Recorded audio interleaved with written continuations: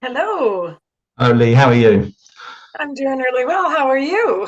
Excellent. I've been listening to your wonderful new album, Elevate, and I will put a purchasing link just below this video. Rock Bottom Revolution sounds like a scathing critique of the world we Yeah, live in. yeah. Oh, Freak it Show, is. Freak Show seems like almost like a metaphor for the world as it is now. I mean, am I in the right ballpark with those two songs? Do you think that that's quite right? Um, my sort of vibe is to um, always try to put a positive twist on stuff, right? So when my guitar player had brought me that riff for Rock Bottom Revolution, I mean, sometimes what I do is I just put things on and I listen while I'm doing other things. And this whole idea of this sort of rock revolution thing kept coming back to me, but I thought that's just far too trite. I've got to flip this on its head. And yeah, I mean, obviously the world has kind of gone crazy in the last 5 years, like between Absolutely. American politics and COVID and the war and the insurrection and all of this stuff. I thought, yeah, that let's make it a sort of a subversive anthem, if that makes sense. And Mm. Freak Show, yeah, back when COVID first hit, the band and I did a few of these little rockin' from home videos just to put something out there for our fans because, we couldn't go anywhere and do anything. And we did a version of Sly and the Family Stone's Everyday People. Okay. And I mean, I've always loved that tune, and I thought I would just love to write a song about equality that's got a dead simple message. And Mm. so, yeah, that is sort of you're spot on with your observation on both of those, really. Oh, excellent. I mean, you've got this wonderful song on this album, Elevate. And it's got this great line in it, so sick of the hate, let's elevate. With this album, is there a theme that we need to perhaps reclaim our humanity?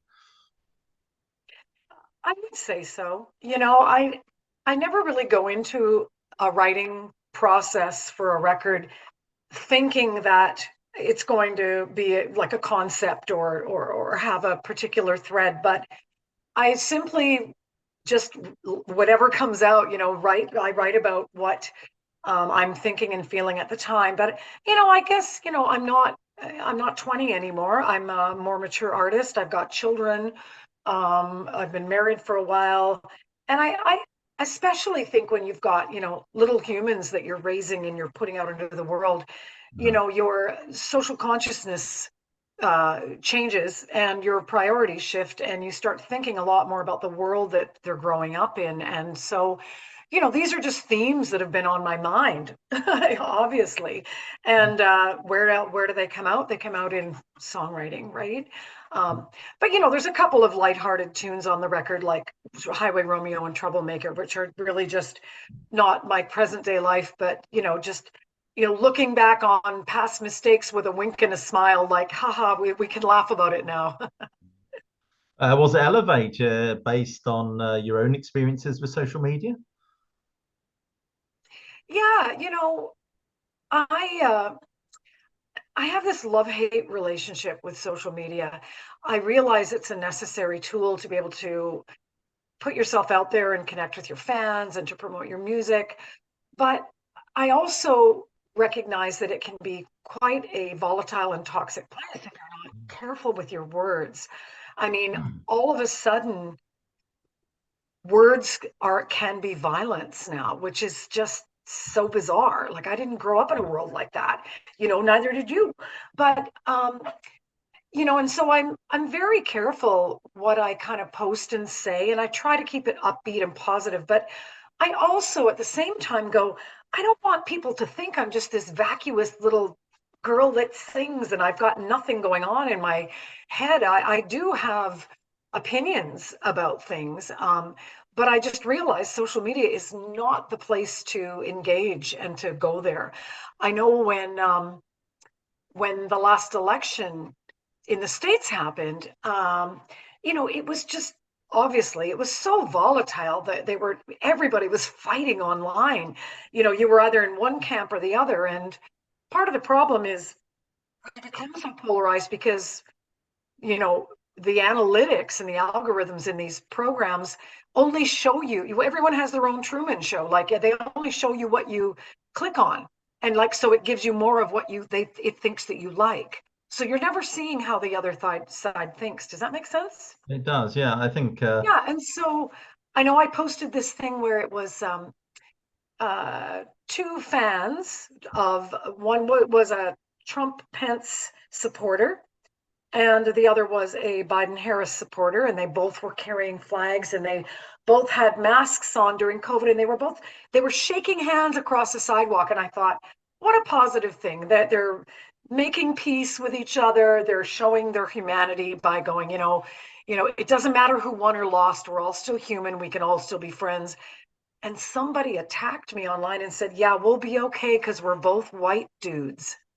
And I was like, wow, how did that post become a racial thing?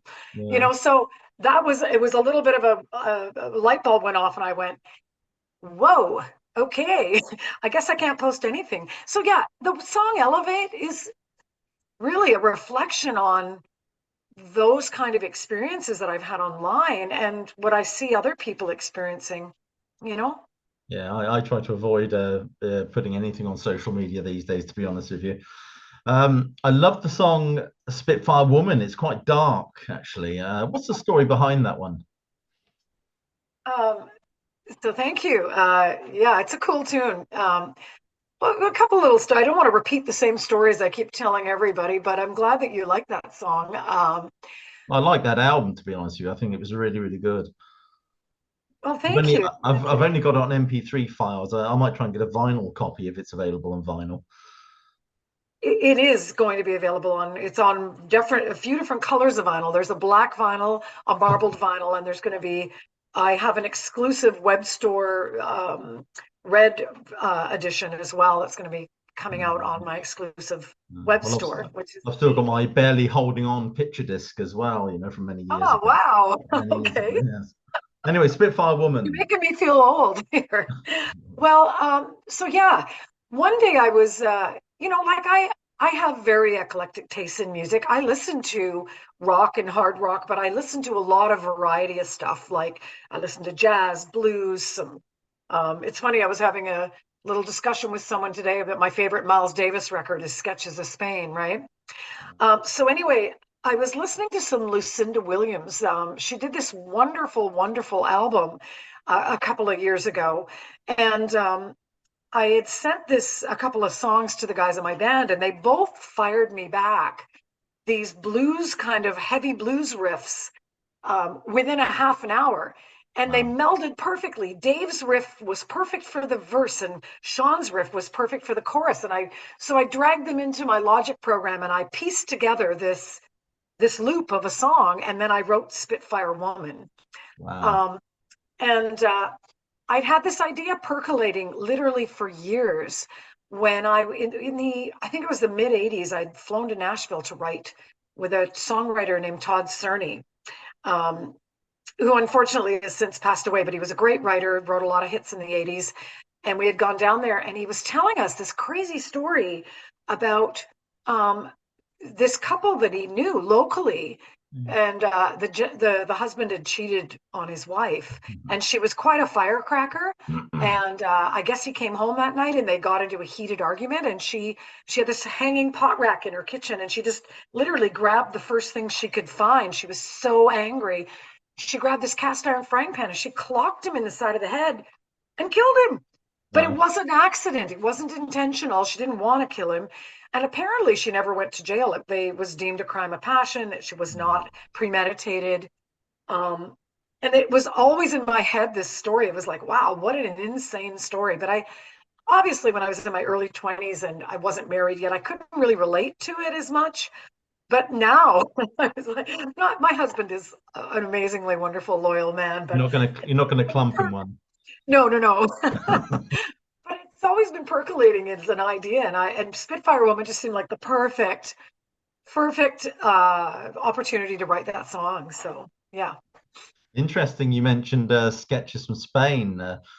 Grace Slick said she took acid and listened to that album for 12 hours non-stop, and then she got up and composed White Rabbit. So That's apparently I where that song know. comes from. Yeah.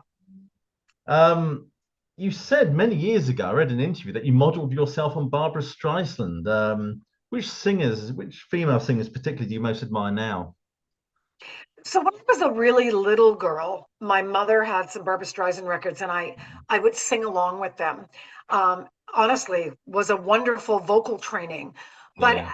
of course, I don't know that I would say she was my biggest influence. I think I got a lot of good vocal training and tips from practicing to Barbara Streisand records. But um, the albums that really made me want to be a female rocker was Heart, Dreamboat Annie, and Little Queen in Okay. the 1970s, late 1970s. Um, I saw these women that were writing their own songs in a band with guys. They were respected. They were played their instruments.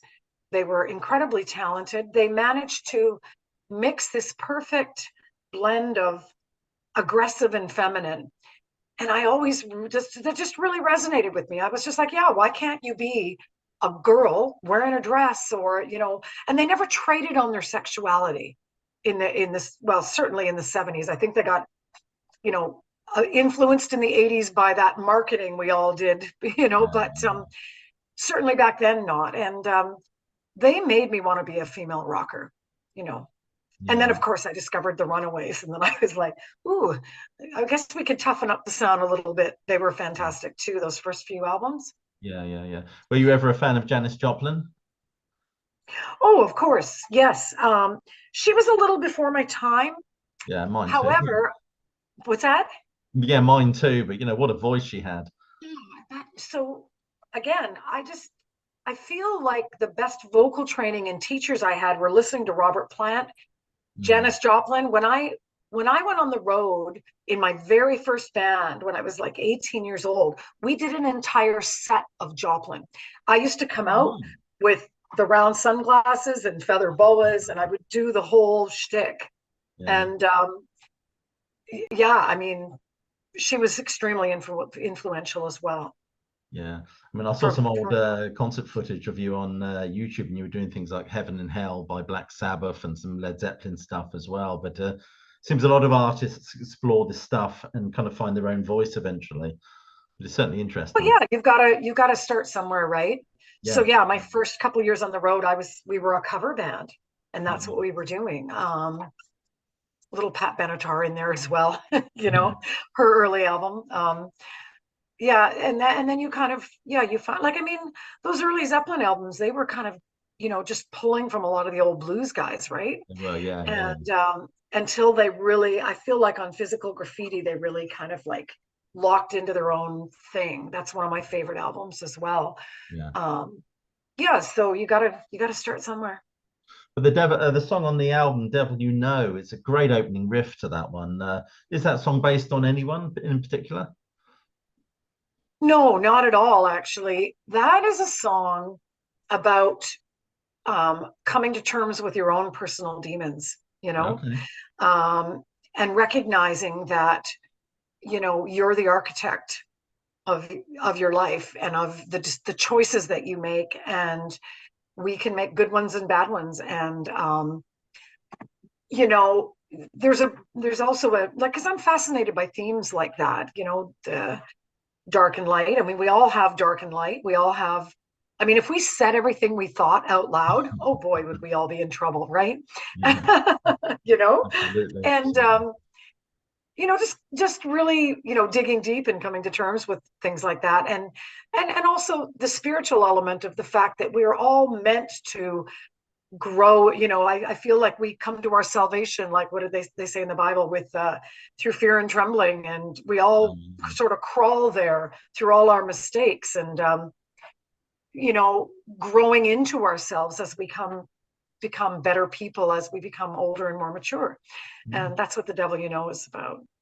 Interesting. You mentioned the Bible. Do you draw inspiration from that in terms of your art? you know um I've spent years in my life going to church. Yeah. I grew up, my mother sang in church choir.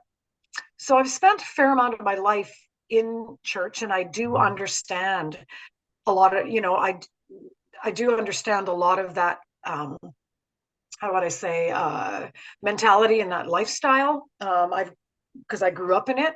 Yeah.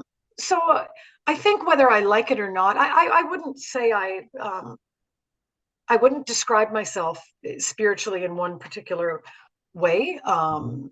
Maybe a universalist and a humanist, but now, but I think when you grow up in the church, theology kind of creeps into a lot of your themes, whether you like it or not. There was a Yeah. song that we wrote for this album called, WWJD, right? What Okay. would Jesus? But it's called "What Would Jesus Drink?" And Okay. it didn't make it onto the record, not because it wasn't a good song, but because thematically, uh, with tempos and key changes and themes, I just felt like I couldn't fit it on the record this time, Mm. and we needed to make it 45 minutes so we could do vinyl. But it's a great song, and yeah, it's sort of about, if Christ was alive right now, what on earth he would probably be drinking, I think you would watching be. us, observing us all. Yeah. When I was a teenager many years ago, I used to rush home from school to catch a program called ECT that used to be on Channel 4 here.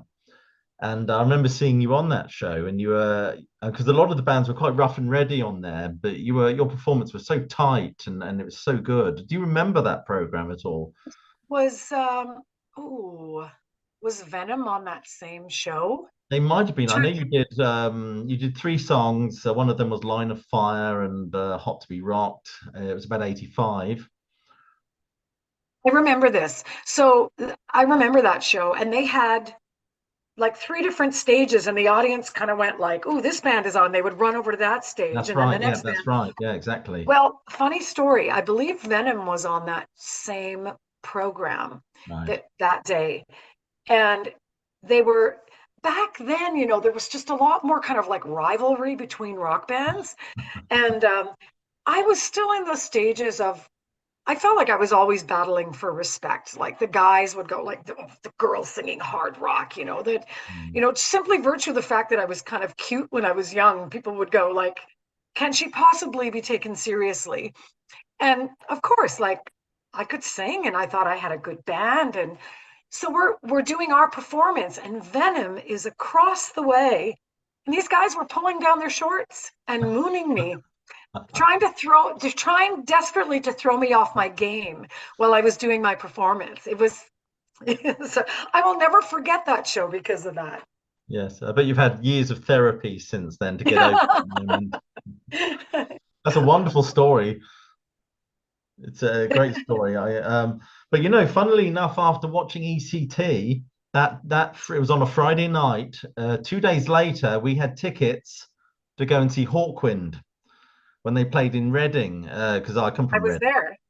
And guess who was the support band? I um, remember that. Yep. I don't know if you have any mooning stories about Hawkwind, but I wonder if you have any interesting stories about supporting Hawkwind.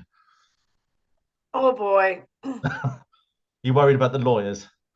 No, no, no. I just remember they were a great band, and unlike some support situations, they were actually very civil and super kind to us and gave us lights and stage space, unlike some other acts we supported. So I have really actually very positive memories about that, about touring with them.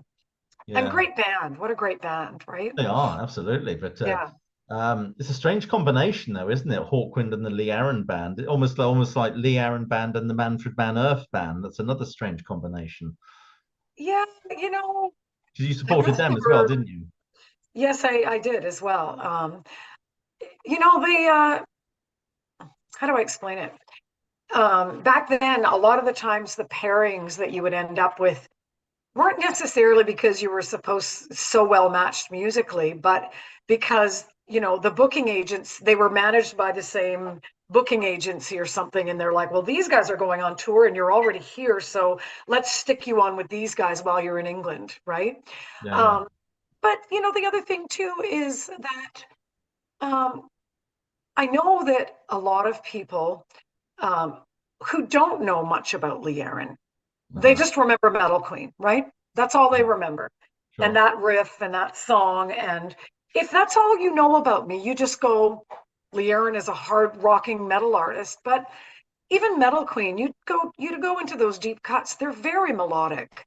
They I've are. always They been are, yes. I've always been had extremely melodic material, Mm. even with, I mean, for lack of, having, or for, possibly making some fans angry, you know, my materials always had quite a pop sensibility with tough guitars, right? Yeah, yeah. So pairing me with those bands wasn't such an unusual pairing, Yeah. really. Well, Hawkwind, I just remember there being this huge fog of pot smoke, and you came More on like psychedelic. you came Yeah. on like this burst of light, and I was still enamored from that ECT performance. So it was a great night for me. Um, Fire and Gasoline. What's the meaning behind that title? So we're going back here. Uh-huh. Um, yeah, so Fire and Gasoline is again about you know, recognizing when a relationship is toxic, when you need to Mm. step away. But isn't it funny that, one of the things I'm interested in is kind of, and I've studied a bit at college, is psychology and what makes humans behave the way that they behave. And quite often, the same things that repel you and make you angry in a relationship are exactly the same things that keep pulling you back, right? And Yeah, why people will tend to stay in toxic relationships because, you know, um, they maybe remind you of a family dynamic that you just can't escape. And so you just keep going back for more abuse, right? And so that's yeah. what Fire and Gasoline is about. It's about, trying to extract yourself from a duplicitous relationship and not being able to. So it's, yeah, the of course the metaphor is like fire and gasoline together. It's completely combustible, but you keep mixing them.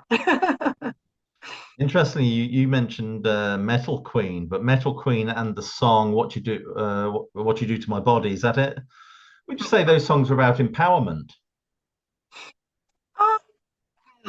Certainly Metal Queen is. And yeah, I mean, what you do to my body, you know, I, there was such a double standard in the 80s, right? Was, yeah. For women, and women were often featured in a lot of these, it was the MTV and Much Music explosion. And so artists presenting themselves visually had become the thing in video. And quite often, women were just adornments. They were there in the videos, in bikinis or however they were dressed to make the male artists look more masculine. Yeah. And it always bugged me. So I was always trying to, push back against that. So certainly Metal Queen was about women being able to be in power and the matriarch of a situation. And it was, I think arguably the first female metal empowerment song. Mm. Um, and what you do to my body was, yeah, just about being able to be in charge of your own sexuality and be empowered by that and not have to feel ashamed about that. And that Sure, was, yeah, again, what that song was about. sure, sure. Um, as a singer, how was it to prepare for opera and jazz? I mean, you did that wonderful jazz album. I mean, as a singer, how difficult is it to move between different genres like that?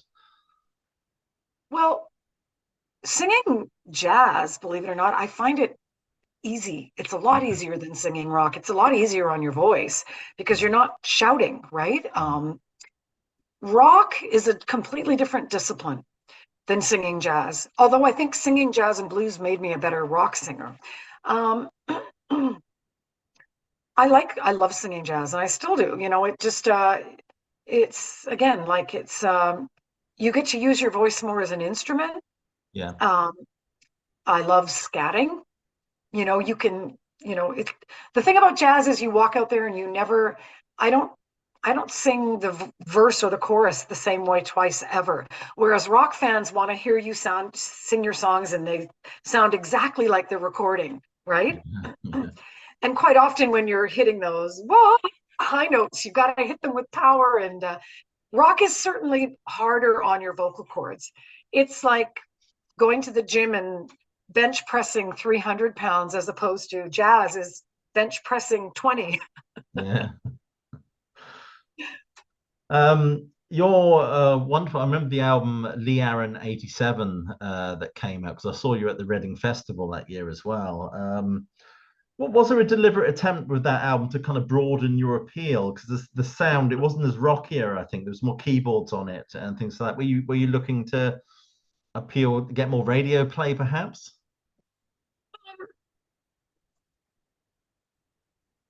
Well, I don't know that it was a conscious decision, but we were all back in the 80s, we would write songs. I had a publishing contract. I would go, and every month that we were off writing material, we were on a publishing retainer. So once a month we would have to come in and have a meeting with the label, and they would listen to the songs and they would go, we like that and we like that, but can you write something more like this? And they would play us like the latest hit, you know, and that might be a Bon Jovi song with keyboards, and they, can Yeah. you write something with keyboards? And so there was always that pressure because the label was your investor to come up with material that was current sounding. So I think we were introducing keyboards into the mix at that point because of the success of a lot of those 80s bands. Okay. Aerosmith was using keyboards, Bon Jovi was using keyboards at that time. And there was a bit of pressure to have a current sound. We also worked with Peter Coleman. He Okay. produced that album. And I don't know if you're aware, but Peter had produced a few Pat Benatar records as well. And so there was the influence of him as a producer as well on that album. I mean, I loved working with Peter. He was great. He taught me a lot about learning to be perfectly in pitch. I Okay. remember that. He would make me punch in a line like 50 times. It drove me crazy till it was exactly right. Um, yeah, so I think that there were just different powers influencing the sound of the record at that time. Um, I know that album was more successful in Canada than any of my previous albums, but I don't think they achieved what they had hoped in Europe. I know that at that time, I had argued with Labelhead in Europe about he wanted to release Only Human as the first single. No. And I said, look, I think it's a mistake. I think you should release Powerline because, that was a great song. my fan base was used to me doing rock. And so I know that they didn't achieve what they had hoped to. And then they came out with Powerline as a second single, and it flipped fans around again. They were, oh, she's still doing rock. So yeah. You had that wonderful ballad, I don't know if I can call it a power ballad, but Barely Holding On from the album before that as well. That was a great number, I thought. Yeah, it's I'm interested actually with there was a song on that album, if I remember, called a song that I absolutely used to love. It was called Paradise. Oh, when was the last time that one was performed? I haven't done that one since the 80s. And it's funny, I do have some real Uber fans that will tell me that. They'll shoot me off, social media messages and tell me that was a favorite of theirs, or I that love that they song. practice to it vocally, and oh, thank you. It gets hard. Like I now have officially 18 releases. And even if I played one single song from every album, I would not be able to fit it all into a 90-minute show, right? No, of course not. So I have to kind of cherry pick the songs that I know get the most smiles when I play them, and bringing the nostalgia back to people. And as well, I usually try to fit in a few newer tunes from my recent releases because they are still selling, and there's an expectation that they want to hear something new as well. When was the last time Under Your Spell was played? Ooh, probably sometime in the 90s. Yeah. Okay. You supported Bon Jovi, didn't you? I mean, what was that like supporting Bon Jovi? Was that a pleasant experience for you? Um, yeah, I think we were on tour with them for about 6 weeks in 1985. And yeah, the guys in the band were great. They were very, very nice people. Um, we did very, very well on that tour. Yeah. Um, and so what we did notice is that our stage started getting smaller and smaller as we did better and better. But Yeah. it wasn't the band, it was the crew. It was like, I'd come up on, I'm going, dudes, like I've got like a 6 by 6 foot square space to work with tonight. Can we not take these monitors and put them on some road cases out front because they had them on the stage, like, Yeah. and yeah, so the guys in the band were great. Um, we did very, very well on that tour. A lot of our reviews were great. We ended up coming back. We toured with them in the spring and we came back in the fall and we headlined the same venues that we'd opened up for them in. So that was a very wonderful year for us, 1985. We were on at that time, a small label, Roadrunner, out Yeah. of Belgium, and we sold, you know, tens of thousands of records of that third album. It Okay. was one of our most successful records there, and again, we were able to come back later that year and headline those venues. So that was a it was important for us to be on that tour. Yeah, It was a sure. good tour. How did you get involved with Mike Fraser as a producer? Because he's produced this album as well. Well, the Didn't album he, is didn't actually he produce AC/DC? he did, Oh, yeah. yeah. So he's our recording and mix engineer. He mixed this album. So he wasn't really like Mike is. Um, he wasn't involved in the song selection or, you know, the songs themselves and the arrangements, but he was our recording engineer and mix engineer. He's incredibly talented. I love working with him. I've learned a lot about being a producer from him. And how we got involved was we had fully recorded and completed Radio On, and we were just looking for someone to mix that record. Um, and I was looking at a variety of different producers, and I think it was Dave Reimer, my bass player, Nice. had been at some social event, and he said, "Hey, you know who would be great to mix this record? Mike Fraser. I ran into him at this thing, and I was talking to him about you, and he said, "Man, I love Lee Aaron, and I've never worked with her. I'd Right. love to work with her." And so I was kind of nervous, but I got his phone number and I just phoned him up and I was like, "Hi, Mike Fraser, it's Lee Aaron, and I heard that you'd like to work with me and I would like to work with you." And so that's how it started. I just called him up and he said, "That's great." And we booked studio, we booked studio time, and turns out we got along great. He's just I consider him a great friend now. Um, it was sort of like when you meet somebody and it feels like you've known them for years and years. Mike is like that. No, that's So great. he was just wonderful to work with. I love working with him. And so when it came time to do this album, we brought him back in again. Okay. I have one last question, and it's a bit of a stinker, I'll be honest with you, and that is if you had to choose one song that you really wish you'd written, the greatest song ever, which song would that be? Ah, Oh, that is a really hard question. yeah, yeah. Um, I'm gonna pick a jazz song. Okay, yeah.